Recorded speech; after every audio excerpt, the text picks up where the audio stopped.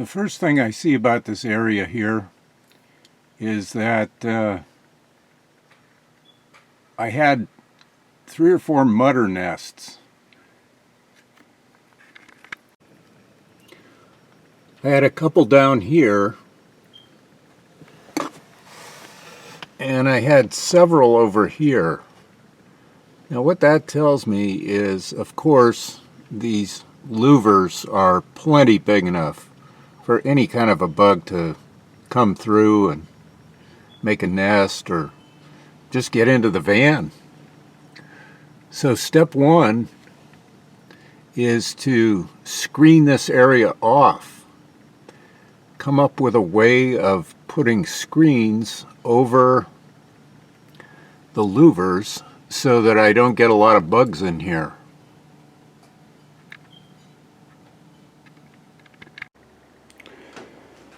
So we're going to start the bug screen project today. I assembled all the materials. Have some nice aluminum screen, some hardware cloth. This is going to be used to lay the screen on top of and attach to, because screen by itself is kind of flimsy. This hardware cloth will give it a little extra support in place. And of course we need some tools to cut the hardware cloth and the screen with.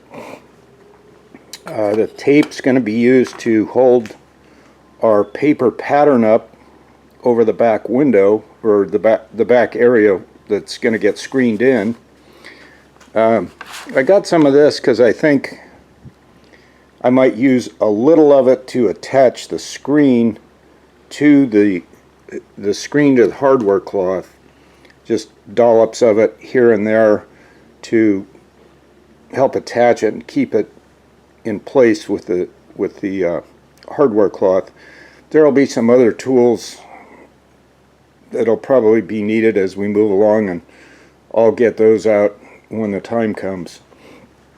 Then there's of course a big piece of paper that I just made out of a big department store shopping bag that's sufficient to cover one side to the other, and we'll get started with that first, making our pattern, which is really going to be simple. So I have a ladder, and then right up there are the vents, and of course the nice thing is they're the same on the inside as they are on the outside, so it's easy enough to go around the edges here and draw a nice template and cut it out. Then deploying it inside will involve kind of folding it a little bit behind those upright supports that I showed in a previous video. But this should be fairly simple.